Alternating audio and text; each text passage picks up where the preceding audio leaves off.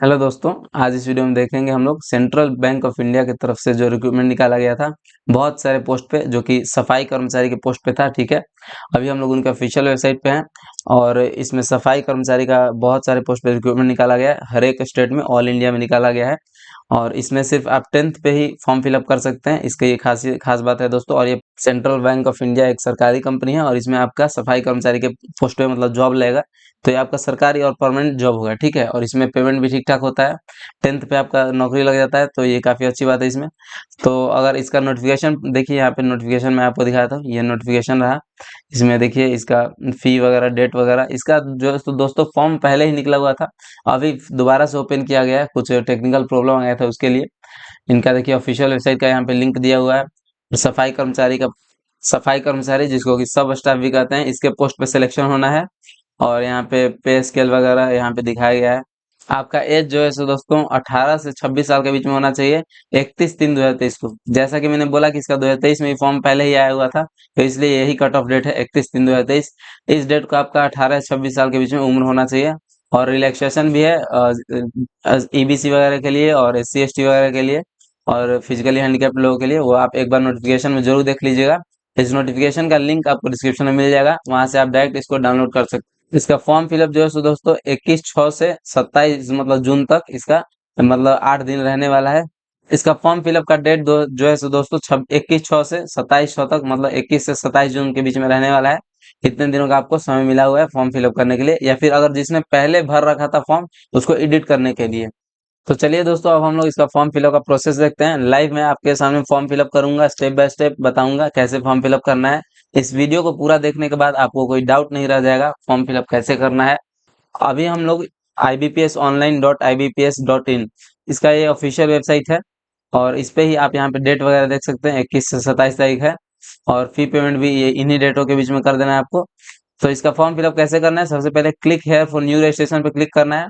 अगर आपने पहले रजिस्ट्रेशन कर रखा था पिछली बार या पहले से कर रखा है, तो यहाँ पे रजिस्ट्रेशन नंबर, पासवर्ड और सिक्योरिटी कोड डाल के सबमिट कर सकते हैं।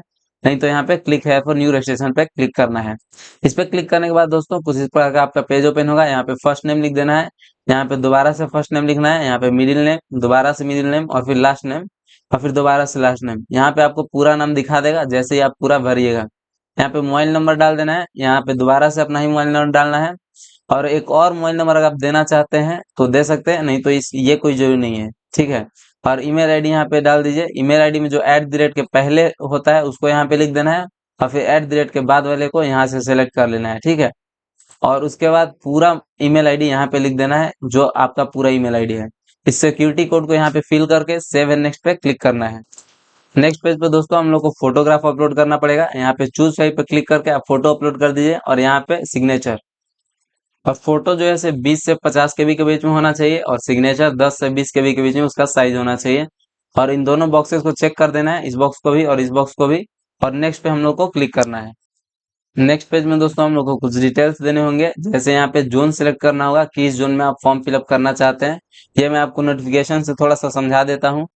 यहाँ पे देखिए दोस्तों, जो भी आप जोन सिलेक्ट कीजिएगा, यहाँ पे देखिए हर एक का दिया हुआ है कितना, किस जोन में कितना कैटेगरी वाइज वैकेंसी है। जैसे अहमदाबाद जोन में OBC के लिए 21 वैकेंसी है और इस प्रकार से मतलब हैंडीकैप लोगों के लिए यहाँ पे दिया हुआ है टोटल वैकेंसी यहाँ पे 76 है। भोपाल जोन में छत्तीसगढ़ में 14 और फिर मध्य प्रदेश में 24, इस प्रकार से दिया हुआ। देखिए पटना में, बिहार में 76 और झारखंड में 20, तो टोटल 484 यहाँ पे है। यहाँ पे हर एक चीज आप जोन में देख लीजिएगा एक बार, किस में कितना वैकेंसी है, आपके कैटेगरी में कितना वैकेंसी है, उसी हिसाब से फॉर्म फिलअप करना है। और दूसरा बात ध्यान रखना है दोस्तों कि वहाँ का लैंग्वेज आपको लोकल लैंग्वेज आना चाहिए थोड़ा बहुत। ठीक है, थोड़ा बहुत आना चाहिए, क्योंकि आपका 30 मिनट का 30 नंबर का एक टेस्ट होगा, जिसका कि मतलब लेवल 8वां क्लास होगा, 8th स्टैंडर्ड का आपका टेस्ट होगा। ठीक है, मतलब सिंपल ही टेस्ट होगा, लेकिन 30 मिनट में 30 मार्क्स का आपका एक तो टेस्ट होगा लोकल लैंग्वेज। जैसे अहमदाबाद से आप भरिएगा तो आपको गुजराती आना चाहिए। ठीक है, तो इस पर जैसे दिल्ली से तो आपको हिंदी आना चाहिए, राजस्थान से तो उधर का लोकल लैंग्वेज आपको आना चाहिए, इस प्रकार से। तो ये चीज एक बार ध्यान में रखते हुए ही अपना जोन सिलेक्ट करना है। जैसे मैं यहाँ पे पटना सिलेक्ट करता हूँ, तो हिंदी आना चाहिए। ठीक है, पटना में फिर यहाँ पे किस रीजन में आप फॉर्म फिलअप करना चाहते हैं, उस वो रीजन यहाँ पे सिलेक्ट कर लेना है। और फिर उसके बाद रीजन के बाद यहाँ पे स्टेट सेलेक्ट कर लेना, तो बिहारी सेलेक्ट कीजिएगा, क्योंकि पटना यहाँ पे जब डालिएगा तो बिहारी सेलेक्ट कर सकते हैं। अब जब यहाँ पे आप बिहार का भरिएगा तो यहाँ पे दो ठो ऑप्शन दे रहा है, हिंदी और उर्दू, ठीक है। इन दोनों में से आपको आना चाहिए, ठीक है। जैसे हिंदी में यहाँ पे सिलेक्ट कर लेता हूँ। उसके बाद फिर यहाँ पूछ रहा है कि क्या आप यहाँ के मतलब निवासी हैं, जिस जिस भी आप जोन से भर रहे हैं, जिस भी स्टेट से भर रहे हैं उस जोन के अंदर, तो वहाँ के आप निवासी हैं तो यस कर सकते हैं, नहीं तो नो।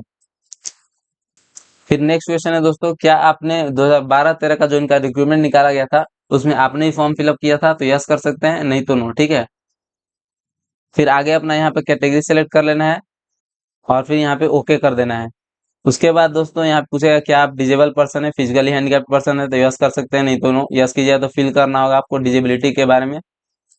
फिर आगे ये सारा क्वेश्चन फिजिकली हैंडिकैप्ड लोगों के लिए है, अगर जिन्होंने यस किया है उनको सारा ये क्वेश्चन फिल करना पड़ेगा, अपना रिलेटेड क्वेश्चन। फिर यहाँ पूछ रहा है कि आपको कोई स्पेशल डिजेबिलिटी है जिसमें आपको लिखने में कोई दिक्कत होता है, तो यस कर सकते हैं, नहीं तो नो। यस कीजिएगा तो यहाँ पे पूरा आपको फिलअप करना होगा नेक्स्ट 3। फिर आगे पूछ रहा है कि आप एक्स सर्विसमैन है, तो यस कर सकते हैं, नहीं तो नो। और फिर डिजेबल्ड एक्स सर्विसमैन है, तो यस कर सकते हैं, नहीं तो नो। क्या आप किसी एक्स सर्विसमैन के डिपेंडेंट है जिनकी मृत्यु हो गई है मतलब युद्ध वगैरह में, तो यस कर सकते हैं, नहीं तो नो। और फिर यहाँ पे क्या आप सेंट्रल बैंक ऑफ इंडिया के एम्प्लॉई हैं, तो यस कर सकते हैं, नहीं तो नो। अगर यस कीजिएगा तो यहाँ पे पीएफ नंबर डालना होगा। और फिर यहाँ पे रिलैक्सेशन क्या आप लेना चाहते हैं, विडो या फिर डिवोर्स्ड वुमेन या फिर जो लीगली सेपरेटेड हैं वुमेन, उनके लिए आप लेना चाहते हैं तो यस कर सकते हैं, नहीं तो no। फिर यहाँ पे अपना रिलीजन सेलेक्ट कर लेना है। क्या आप माइनॉरिटी कम्युनिटी से बिलोंग करते हैं, तो यस कर सकते हैं, नहीं तो नो। फिर आगे यहाँ पे नेशनैलिटी सेलेक्ट कर लेना है दोस्तों, इंडियन यहाँ पे सेलेक्ट कर लेते हैं। अदर सेलेक्ट कीजिएगा तो यहाँ पे आपको लिखना पड़ेगा। आगे इस बॉक्स को चेक चेक कर देना है दोस्तों। और यहाँ पे आईडी प्रूफ जो आप एग्जाम सेंटर पे लेके जाएंगे, जैसे आधार कार्ड, पैन कार्ड या फिर driving licence, employ ID with photograph, जो भी आप लेके जाना चाहते हैं वो यहाँ पे सेलेक्ट कर लीजिए। जैसे मैं यहाँ पे आधार कार्ड सेलेक्ट कर लेता हूँ। यहाँ पे आधार नंबर डाल देना है। फिर यहाँ पे सेंटर ऑफ एग्जामिनेशन सेलेक्ट कर लेना है, यहाँ पे जो भी आपका रिलेटेड सेंटर है वो सेलेक्ट कर लीजिए। उसके बाद यहाँ पे मीडियम ऑफ पेपर सेलेक्ट कर लेना है, इंग्लिश और हिंदी दिया हुआ है वही सिलेक्ट कर लेता हूँ मैं यहाँ पे। फिर यहाँ पे डेट ऑफ बर्थ सेलेक्ट कर लेना है, डे मंथ और ईयर सेलेक्ट कर लेना है। डेट ऑफ बर्थ सेलेक्ट करने के बाद यहाँ पे आपका एज अपने आप दिखा देगा, यहाँ पे अपना जेंडर सेलेक्ट कर लेना है।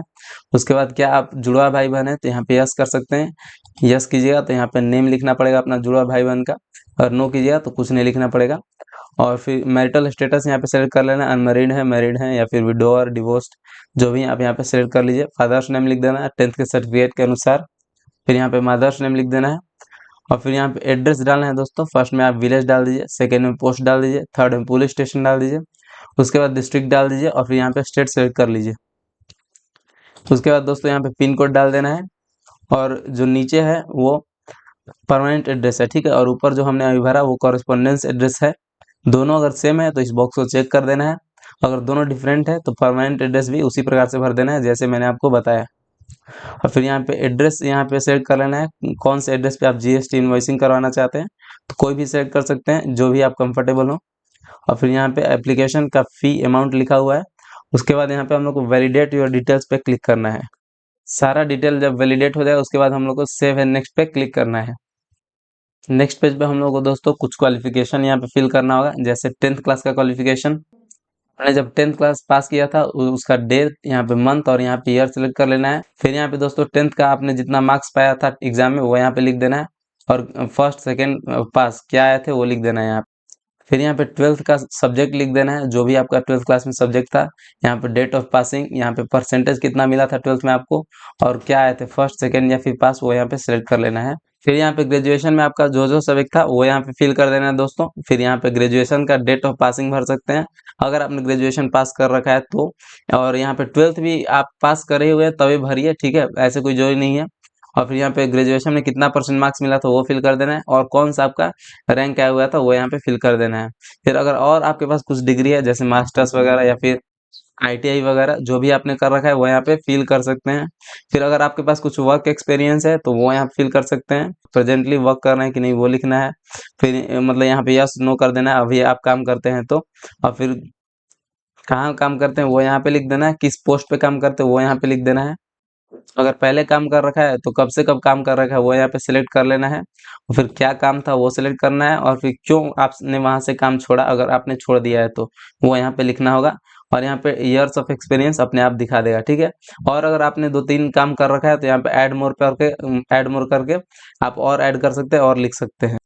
क्या आप प्री एग्जाम ट्रेनिंग लेना चाहते हैं जो कि एससी एसटी या फिर ओबीसी लोगों के लिए होता है? जैसे एग्जाम से पहले आपको ट्रेनिंग दिया जाता है एग्जाम के ही रिलेटेड, तो वो आप लेना चाहते हैं तो यस कर सकते हैं, नहीं तो नो। और फिर आपको लैंग्वेज नोन में यहाँ पे जैसे इंग्लिश लिखिएगा, इंग्लिश लैंग्वेज आपको रीड कर सकते हैं कि नहीं, राइट कर सकते हैं कि नहीं, बोल सकते हैं कि नहीं, तीनों कर सकते हैं तो तीनों चेक कर देना है। फिर यहाँ पे सपोज हिंदी लिखिएगा अगर, तो आप यहाँ पे पढ़ सकते हैं हिंदी, तो इस पे क्लिक कर देना है। लिख सकते हैं तो यहाँ पे क्लिक कर देना है, और फिर बोल सकते हैं तो क्लिक कर देना है। और कोई लैंग्वेज है, उर्दू है या फिर कुछ भी है, तो आप किसी में कोई भी लैंग्वेज फिल कर सकते हैं। मतलब एक ठो आपको फिल करना पड़ेगा, या तो हिंदी, उर्दू या फिर इंग्लिश वगैरह, या फिर कोई लोकल लैंग्वेज भी आप फिल करके उसमें रीड, राइट और स्पीक पे क्लिक कर देना है। मतलब जो जो आप कर सकते हैं, आप पढ़ सकते हैं, लिख सकते हैं, बोल सकते हैं, तो ही। फिर उसके बाद वैलिडेट योर डिटेल्स पे क्लिक करना है। वैलिडेशन के बाद सेव एंड नेक्स्ट पे हम लोग को क्लिक करना है। और इस पेज में एक और बात दोस्तों, आपके पास वर्क एक्सपीरियंस है तभी भरना है, नहीं तो इसको छोड़ सकते हैं, ये कोई ज़रूरी नहीं है। और लैंग्वेज भी आप सिर्फ एक ही भर सकते हैं, आपको तीनों भरने की ज़रूरत नहीं है, ठीक है। और उसके बाद 7 नेक्स्ट पे क्लिक कर देना है वैलिडेशन के बाद। नेक्स्ट पेज में दोस्तों हम लोग प्रीव्यू वाले पेज पे आ गए हैं। इसमें हर एक इन्फॉर्मेशन जो हमने अभी तक दिया हुआ है वो सारा दिखाएगा, एक बार अच्छे से चेक कर लेना है। और कोई भी गलती लग रहा है तो हमें एडिट कर लेना है। ऊपर से नीचे तक दोस्तों पूरा चेक करने के बाद इन दोनों बॉक्सेस पे क्लिक कर देना है, इन दोनों बॉक्स को चेक कर देना है। थर्ड वाले बॉक्स को चेक नहीं करना है दोस्तों, ये बात ध्यान देना है, ठीक है। अगर आपको कुछ एडिट करना हो तो बैक जा सकते हैं, और नहीं तो कंप्लीट रजिस्ट्रेशन पे हम लोग यहाँ पे क्लिक करेंगे। नेक्स्ट पेज में दोस्तों हम लोग को कुछ अपलोड करना होगा, जैसे कि लेफ्ट हैंड थंब इम्प्रेशन, बाएं हाथ के अंगूठे का जैसे निशान चाहिए, ब्लू इंक से जो निशान होता है वो अपलोड कर दिए यहाँ पे, उसका फोटो खींच के। और यहाँ पे हैंड रिटन डिक्लेरेशन अपलोड करना है, ये मैं अभी तुरंत बता दे रहा हूँ कैसे करना है। और फिर इस सिक्योरिटी कोड को यहाँ पे फिल करके सेव एंड नेक्स्ट पे हम लोग को क्लिक करना है। हैंड रिटन डिक्लेरेशन के लिए दोस्तों आपको नोटिफिकेशन के 20 पेज नंबर में आ जाना है। यहाँ पे देखिए लिखा हुआ है, the text for the handwritten declaration is as follows, ठीक है। तो इसी प्रकार से आपको हैंड रिटन डिक्लेरेशन लिखना है। एक सादा पेज ले लेना है, उसमें ब्लैक पेन से यहाँ पे आई लिखना है सबसे पहले, उसके बाद कोमा देना है, और फिर यहाँ पे अपना नाम लिख देना है, ठीक है। और नाम लिखने के बाद यहाँ से शुरू करना है दोस्तों, और यहाँ तक पूरा रिक्वायर्ड तक आपको लिख देना है। एक एक चीज जो जैसे लिखा हुआ है वही अपने राइटिंग में लिख देना है, ठीक है। इसको एक पेज पे फोटो खींच के लिख के, मतलब सादे पेज पे ब्लैक पेन से लिख के फोटो खींच के और अपलोड कर देना है। यहाँ पे हम लोग को डॉक्यूमेंट्स में अपलोड कर देना है, और फिर उसके बाद सेव एंड नेक्स्ट पे क्लिक कर देना है। नेक्स्ट पेज में दोस्तों हम लोग को यहाँ पे फी दिखा देगा, जितना अमाउंट पे करना होगा। और फिर यहाँ पे सिक्योरिटी कोड को फिल करके सबमिट करना है, आगे हम लोग को पेमेंट करना होगा। यहाँ पे हम लोग को थोड़ा वेट करना होगा पेमेंट के लिए। देखिए इस प्रकार का पेमेंट का पेज आ गया। यहाँ पे कार्ड नंबर और एक्सपायरी डेट वगैरह हर एक चीज आप कार्ड का इन्फॉर्मेशन डाल के पेमेंट कर सकते हैं। यहाँ से क्यूआर कोड भी कर सकते हैं, इंटरनेट बैंकिंग भी कर सकते हैं, जिस भी प्रकार से आप पेमेंट करना चाहें आप जरूर कर लीजिए यहाँ पे। और करके उसका रिसीप्ट जो दोस्तों अच्छे से रख लेना है, क्योंकि आगे वो आपको काम आएगा। और यहाँ पे नोटिफिकेशन एक बार जरूर देख लेना दोस्तों, आप जिस भी जोन में भरना चाहते हैं उसके वहाँ पे देख लीजिए आपके कैटेगरी में वहाँ पे सीट है कि नहीं, वहाँ पे रिक्रूटमेंट है कि नहीं। और नोटिफिकेशन में और भी जो इंपॉर्टेंट चीज़ है एक बार जरूर देख लेना चाहिए नोटिफिकेशन दोस्तों, इसका लिंक आपको डिस्क्रिप्शन में मिल जाएगा। और एक बात दोस्तों, अगर आप में से किसी को फॉर्म फिलअप हमारे थ्रू करवाना हो तो आप लिंक जो है से हमारे इंस्टा आईडी का वो डिस्क्रिप्शन में दिया हुआ आता है, वहाँ पे हमें मैसेज कर सकते हैं, हम लोग उसके बाद आपको कॉन्टैक्ट कर लेंगे, और फिर फॉर्म फिलअप इजीली हम लोग आपका प्रोसेस कंप्लीट कर देंगे। जिन्हें भी हमें हमारे थ्रू फॉर्म फिलअप करवाना हो तो आप हमें जरूर इंस्टाग्राम पे मैसेज करें। और भी अगर आपको कोई दिक्कत हो दोस्तों तो हमें कमेंट सेक्शन में अपना डाउट जरूर बताएं, हम लोग जल्द से जल्द जवाब देने की कोशिश करते हैं। और हमारा चैनल सब्सक्राइब करें दोस्तों। Thank you.